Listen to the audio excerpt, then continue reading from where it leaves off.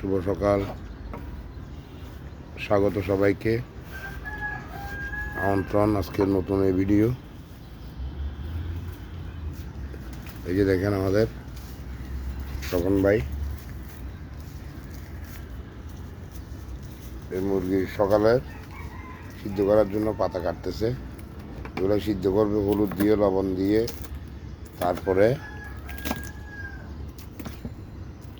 গরম গরম নিয়ে আসবে। আনার পরে তখন ভাই এগুলো আবার দানাদার খাবার পুরা ভুসি মিক্সার করে তারপর মুরগিকে দিবে। দেখেন তখন ভাই কাটতেছে।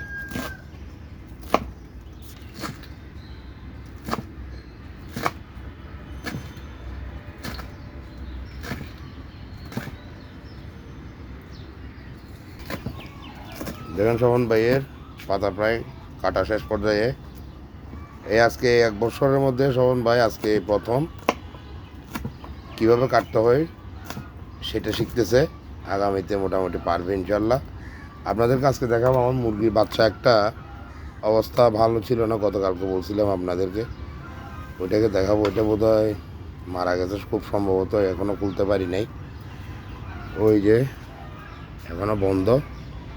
এগুলো সিদ্ধ করে আনার পরে মুরগির খাবার দিয়ে তারপরে সবাই ছাড়লে আপনাদেরকে দেখাবো, সাথে থাকুন। ওই পাতিলেরগুলো সিদ্ধর জন্য নিয়ে গেছে, আর এগুলো দুপুর এবং বিকেলের জন্য কেটে রাখলাম। এগুলো পাতিলটা খালি হলে এখন সিদ্ধ করার জন্য দুপুর এবং বিকেলের জন্য সিদ্ধ করার জন্য দিয়ে দিব। সিদ্ধ হলে আবার দুপুর এবং বিকেলে দিয়ে দিব। এগুলো কাঁচাও দিতে পারবেন আপনারা, খরচ বাঁচানোর জন্য সিদ্ধ করেও খাওয়াইতে পারবেন। ঠিক আছে, আপনারা সাথে থাকুন।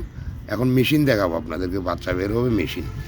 এই যে দেখেন ফ্যানের নিচে রাখা হয়েছে, একটু গরম গরম একদম। এই দেখুন ধুমা উঠতেছে। এগুলো এখন শোভন ভাইয়ে, এই যে শোভন ভাই বসে আছে, নাস্তা করবে, শোভন ভাই নিয়ে যাবে। আর এদিকে এই যে মেশিনের দেখেন তাপমাত্রাও ঠিক আছে ইনশাল্লাহ, আর্দ্রতাও ঠিক আছে। আজকে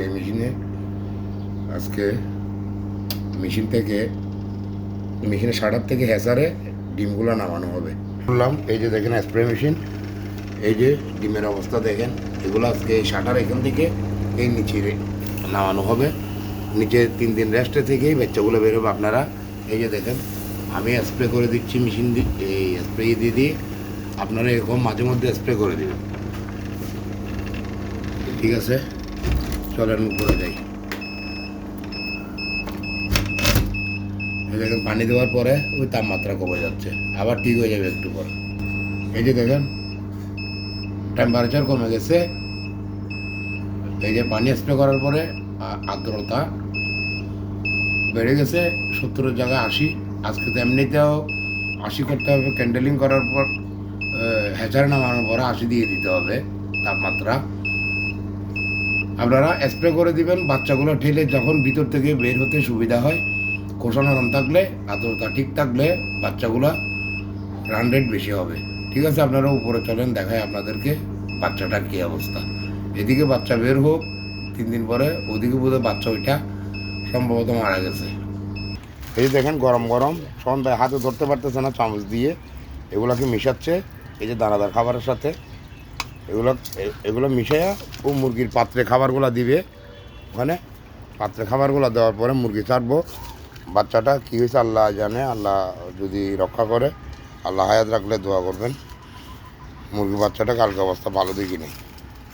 এই যে দেখেন দুপুর আর বিকালের খাবার এখন নিয়ে নিচ্ছে শোভন ভাই।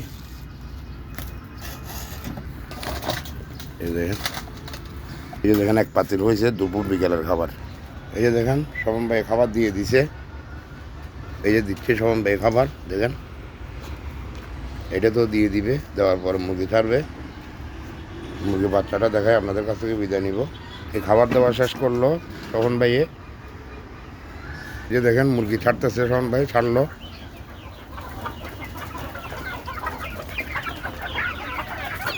এই যে দেখেন বাচ্চাটা শেষ পর্যন্ত মারাই গেল। যেটা আশঙ্কা করতে সত্যি হয়েছে। আর 8টা আছে 9টার বাচ্চার মধ্যে। ঠিক আছে, আজকের ভিডিও পর্যন্ত। আপনারা সবাই সুন্দর, সুস্থ এবং ভালো থাকবেন। সবার শুভকামনায়। খোদা হাফেজ। আসসালামু আলাইকুম।